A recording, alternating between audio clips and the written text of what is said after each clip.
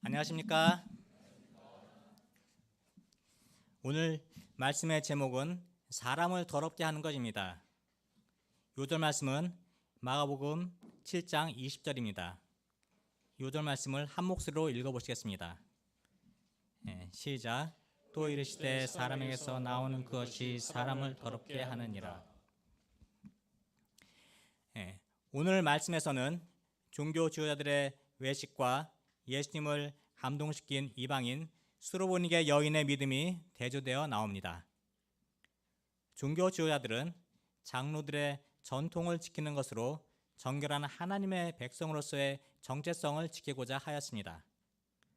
손 씻기의 중요성은 아무리 강조해도 지나치지 않습니다.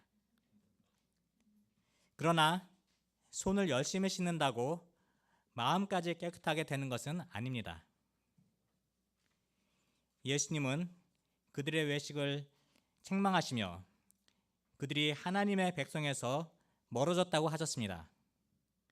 반면에 유대인들이 부정하게 여기던 이방 여인의 믿음을 말을 기뻐하시고 정결한 하나님의 백성으로 받아주셨습니다. 우리도 예수님 앞에서 내 안에 있는 더러운 죄를 깨끗이 씻고 믿음을 가진 하나님의 백성으로 새로워지기를 기도합니다. 제1장 사람을 더럽게 하는 것 1절에서 23절입니다. 1절을 보십시오. 예루살렘에서 온 바리새인들과 서기관들이 예수님께 모여들었습니다. 이들은 백성들 사이에서 치솟고 있는 예수님의 인기에 위기감을 느끼고 이를 일거에 무너뜨릴 꼬투리를 찾고자 하였습니다. 때마침 예수님의 제자 중 몇 사람이 손을 씻지 않고 부정한 손으로 떡을 먹는 것이 그들의 눈에 띄었습니다. 음식을 먹을 때 손을 사용하는 중동 지방에서는 식사 전에 손을 씻는 것은 너무나 당연한 습관이고 율법이었습니다. 그런데 이스라엘 백성들에게 있어서 손을 씻는 일은 위생적인 측면보다 종교적인 의식의 측면이 더 강했습니다. 3절 4절을 보십시오. 바리새인들과 모든 유대인들은 장로들의 전통을 지켜 손을 잘 씻지 않고서는 음식을 먹지 아니하며 또 시장에서 돌아와서도 물을 뿌리지 않고서는 먹지 아니하며 그 외에도 여러 가지를 지켜오는 것이 있으니 잔과 주발과 녹그릇을 씻음이로라. 장로들의 전통이 무엇입니까? 유대인들은 하나님이 모세에게 성문율법과 구전율법을 주셨다고 생각했습니다. 구전율법은 모세 아론을 거쳐 자손들에게 구두로 전승되었고 바리새인들이 이를 전수하였습니다. 바벨론 포로기 이후 서기관들에 의해 법적인 권위가 높여졌고 구전율법이라 불리며 성문화된 율법과 맞먹는 권위를 갖게 되었습니다. AD 200년에 1차 집대성이 이루어졌고 이 작업은 AD 800년까지 이어졌는데 이것이 탈무드입니다. 성문율법은 원칙론적인 내용들을 다루고 있는데 반해 장로들의 전통은 생활 밀착형 교훈과 원칙을 제시하였고 율법보다 더 큰 권위와 구속력을 지니고 있었습니다. 유대인의 전통에 의하면 밥을 먹기 전에는 반드시 손을 씻어야 했습니다. 개역 한글판 성경에는 손을 부지런히 씻지 않으면 먹지 아니하며라고 기록되어 있습니다. 여기서 부지런이란 말은 주먹을 꼭 쥔 상태로 팔뚝까지 깨끗이 씻는 것을 의미합니다. 유대인들은 더러운 손으로 먹으면 그 사람까지 더럽게 한다고 여겼습니다. 손을 씻는 것은 본래 성전에서 희생제사를 드리기 전에 제사장들에게 요구되는 행동이었습니다. 그런데 바리새인들은 이것을 일반인들에게도 적용하였습니다.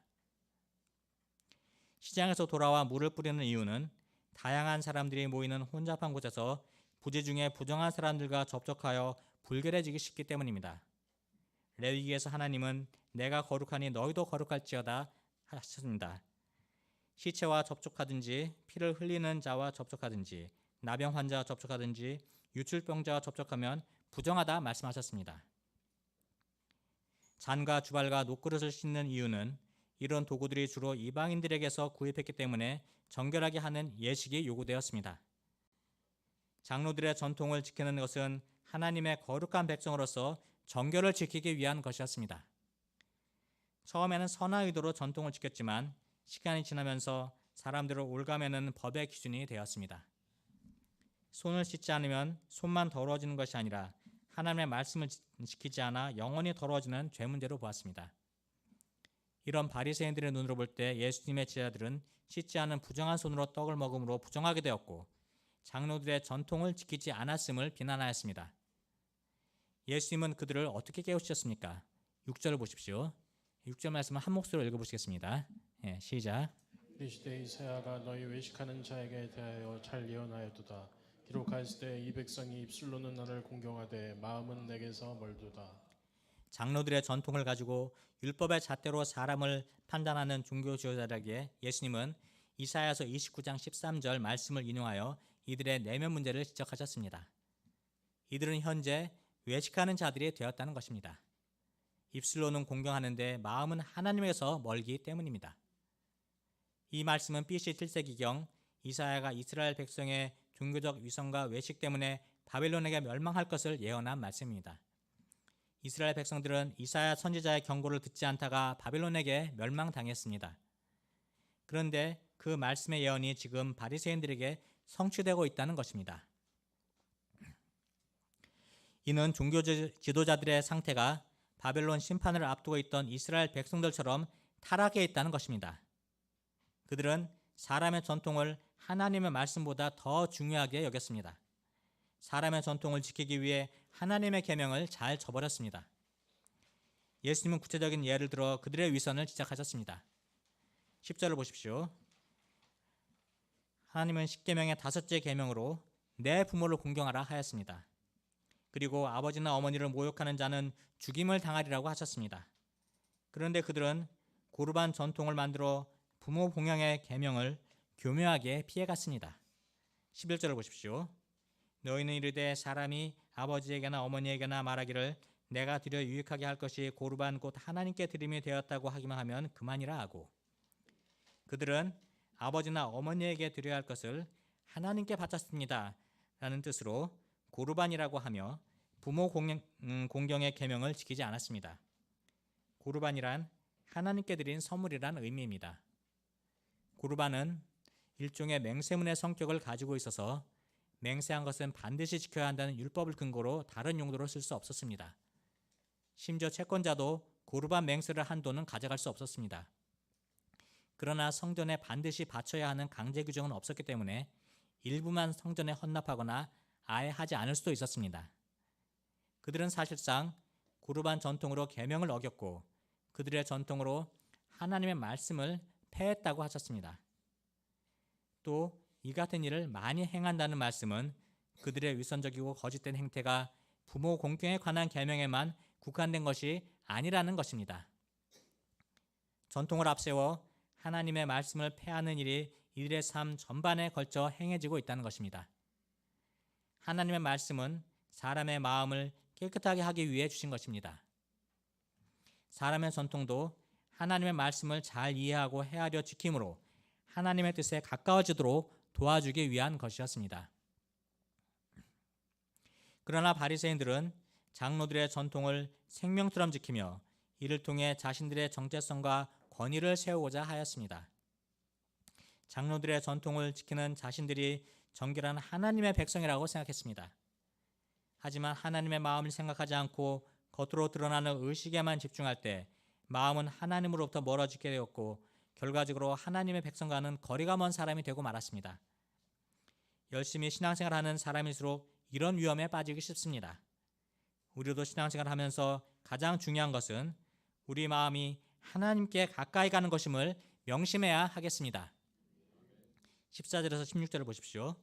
무리를 다시 불러 이르시되 너희는 다 내 말을 듣고 깨달으라. 무엇이든지 밖에서 사람에게로 들어가는 것은 능히 사람을 더럽게 하지 못하되 사람 안에서 나오는 것이 사람을 더럽게 하는 것이니라 하시고, 예수님은 사람이 부정하게 되는 근본 원인이 무엇인가 깨우치십니다.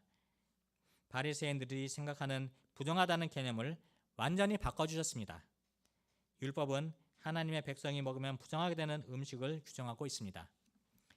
하지만 밖에서 사람에게로 들어가는 어떤 것도 사람을 더럽게 하지 못하며 더 이상 먹는 음식이 사람을 정결하고 부정하게 만드는 기준이 될 수 없다는 것입니다.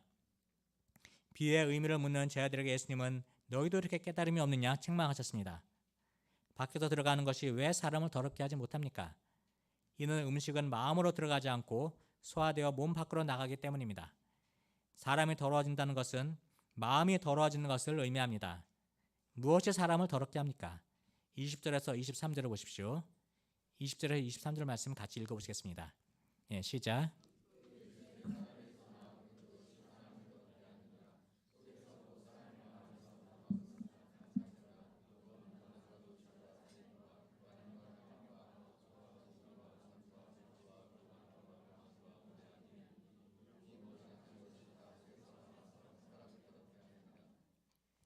예수님은 사람 안에서 나오는 죄가 사람을 더럽게 한다고 하셨습니다.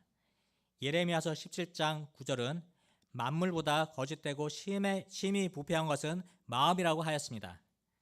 앞에서 예수님은 바리새인들이 생명처럼 여기는 장로들의 전통을 사람의 계명, 사람의 전통, 너희 전통이라 하심으로 사람과 하나님이 대조되고 있습니다.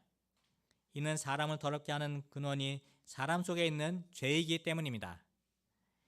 이것이 예수님의 제자들이 깨달아야 하는 이치입니다. 더 이상 전통이나 음식처럼 바깥에 있는 것으로 더럽고 깨끗한 것에 기준 삼아 다른 사람을 판단해서는 안 됩니다. 종교적인 전통을 잘 지키는 것으로 깨끗하다고 착각해서도 안 됩니다. 그러면 우리가 어떻게 깨끗해질 수 있습니까? 코로나 이후 외부의 오염물질로부터 깨끗게 되고자 요즘엔 어디를 가든지 공기청정기가 있고 물도 정수기 물로만 마시고 소독약으로 수시로 손을 씻고 위생관리를 철저히 합니다. 이런 노력들이 질병으로부터 몸을 보호하고 건강을 지키는 데에는 매우 유용합니다. 그러나 이런 노력이 마음까지 깨끗하게 하지는 못합니다. 겉만 신경 쓰다 보면 마음을 지키지 못하여 악한 이 시대의 영향을 받아 음란과 탐욕과 질투와 비방과 교만의 죄에 빠지기 쉽습니다. 잠언 말씀에서는 모든 지킬 만한 것 중에 더욱 내 마음을 지키라고 하였습니다. 우리는 외적인 정결보다 내적인 정결에 더욱 힘써야 합니다. 특히 영적 지도자로서 살고자 하는 사람들은 더욱 경각심을 가지고 투쟁해야 합니다. 우리가 어떻게 이런 죄로부터 마음을 지킬 수가 있습니까? 시편 119편 9절은 말합니다. 청년이 무엇으로 그의 행실을 깨끗하게 하리이까? 주의 말씀만 지킬 따름이니이다. 오직 주의 말씀을 따라 지킬 때 깨끗하게 살 수 있습니다. 하나님의 말씀이 힘이 있어 나를 죄의 유혹으로부터 지켜주고 우리의 마음을 깨끗하게 해주십니다. 요엘 선지자는 너희 옷을 찢지 말고 마음을 찢고 너희 하나님 여호와께로 돌아오라고 하였습니다. 우리가 날마다 말씀 앞에서 자기를 돌아보고 진실되게 회개함으로 내면을 깨끗하게 하기에 힘쓰고 하나님의 거룩한 백성으로서 합당한 삶을 살기를 기도합니다. 제2장 이 말을 하였으니 24절에서 37절입니다. 24절을 보십시오. 예수께서 일어나서 거기를 떠나 두로 지방으로 가서 한 집에 들어가 아무도 모르게 하시려 하나 숨길 수 없더라. 예수님은 갈릴리 게네사렛 지역을 떠나 북쪽 이방인 지역 두로로 가셨습니다. 두로는 지중해 연안에 위치한 도시로서 베니게, 페니키아의 수도였습니다. 요세푸스는 두로 사람을 우리의 악명 높고 가장 지독한 적으로 묘사했습니다. 예수님은 한 집에 들어가 아무도 모르게 하시려 했지만 숨길 수 없었습니다. 이미 두로와 시돈에서 왔던 많은 무리가 예수님이 하신 큰 일을 보았기 때문에 예수님에 대해 잘 알려져 있었기 때문입니다. 예수님의 소문을 듣고 한 여인이 찾아왔습니다.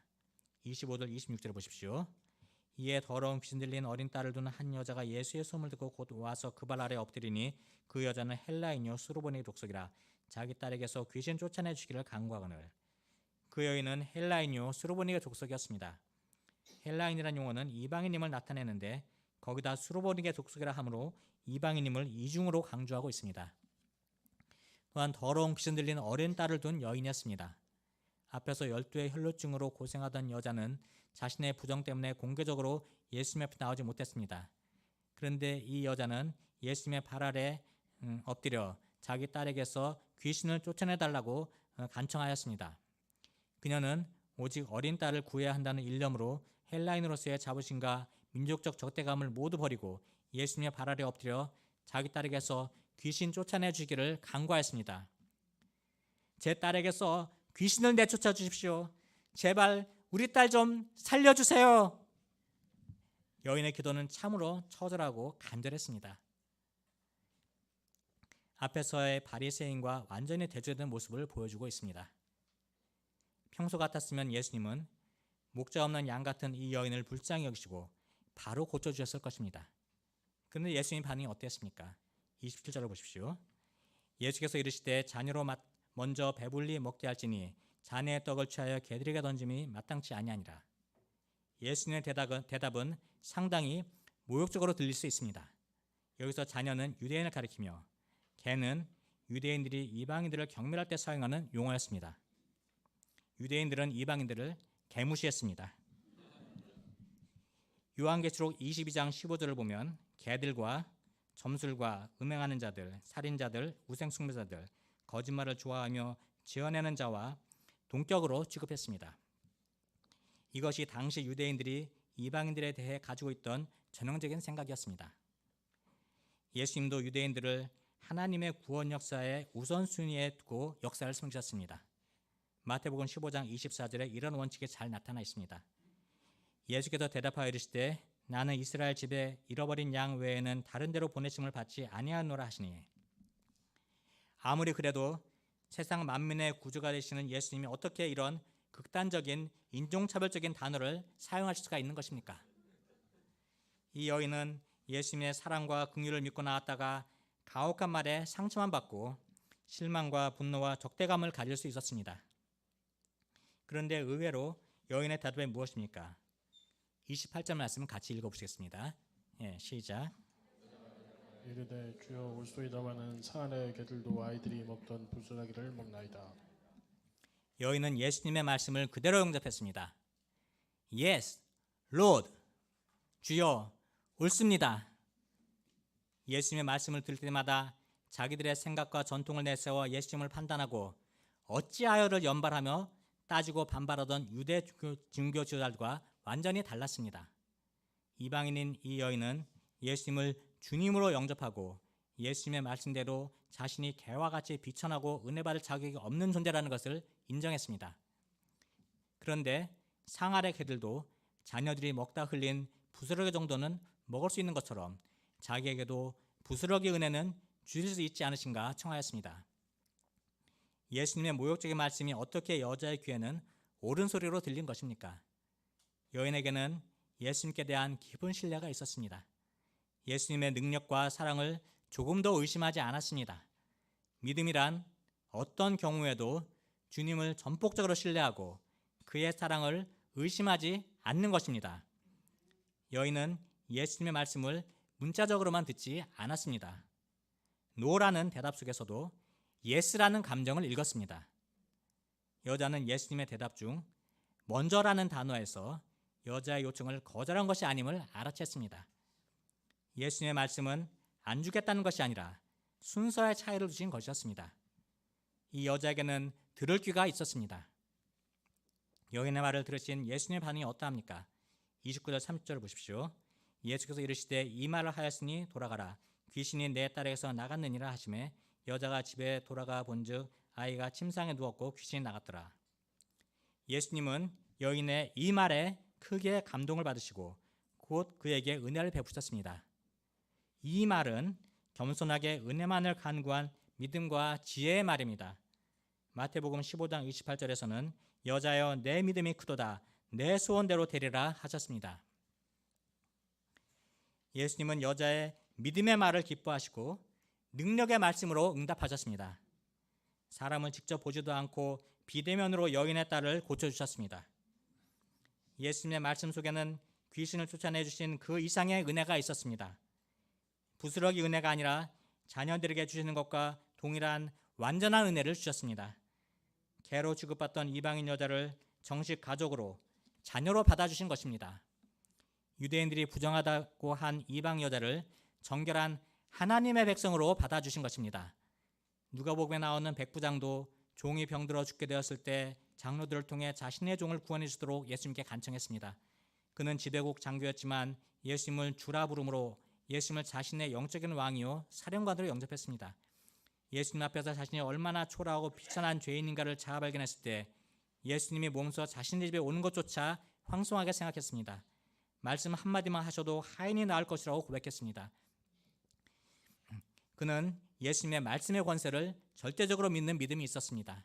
예수님도 그의 믿음에 감탄하시고 이스라엘 중에서도 이만한 믿음은 만나보지 못하셨다며 크게 칭찬하시고 축복하셨습니다. 여기서 우리는 예수님이 우리에게 무엇을 원하시는가를 배울 수 있습니다. 예수님은 이방 여인일지라도 예수님을 신뢰하고 믿고 의지할 때 크게 칭찬하셨습니다.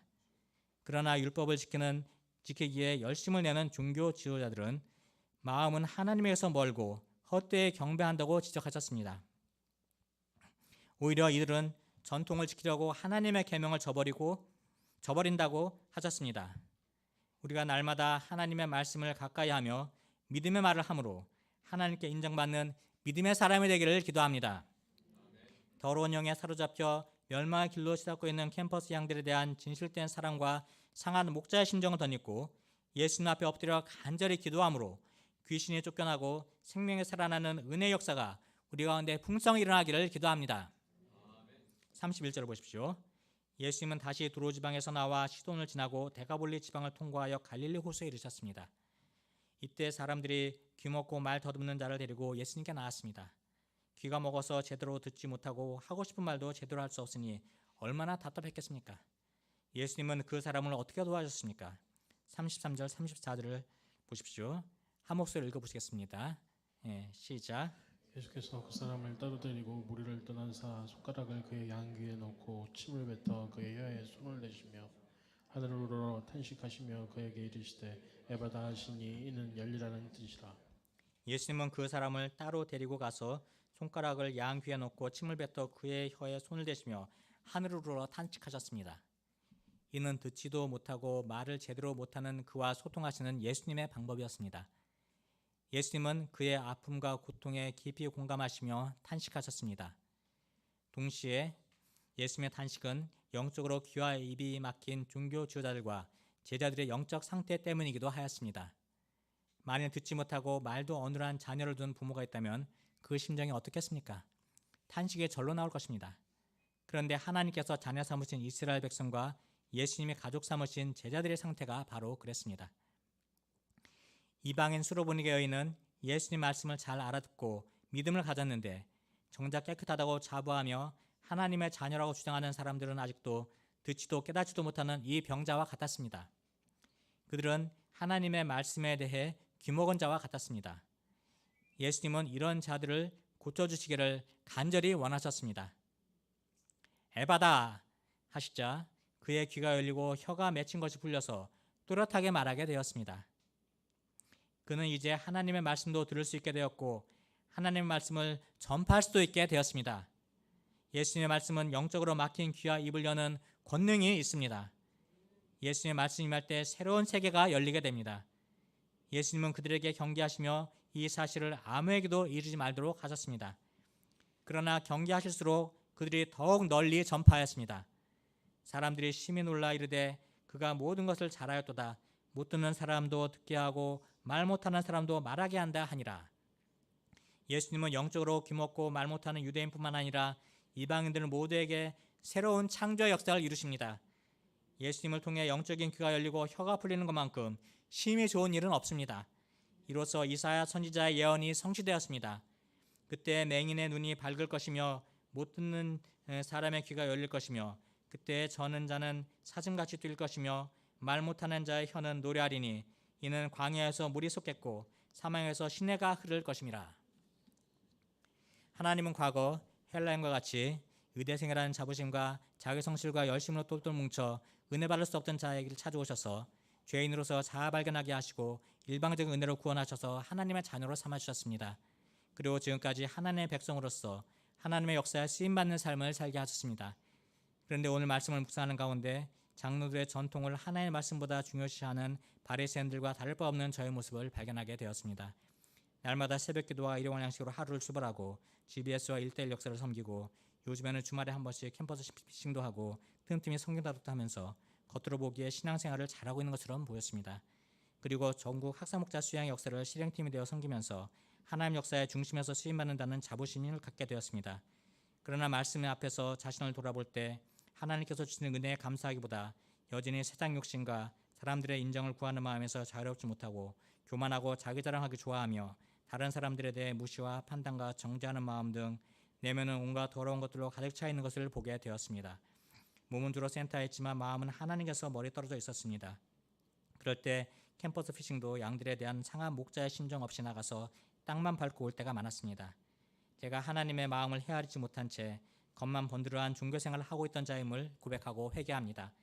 제가 날마다 말씀 앞에 나아가 회개함으로 내면의 더러운 죄를 씻어내고 말씀으로 채우고 믿음의 고백을 함으로 하나님을 기쁘시게 하는 삶을 살기를 기도합니다.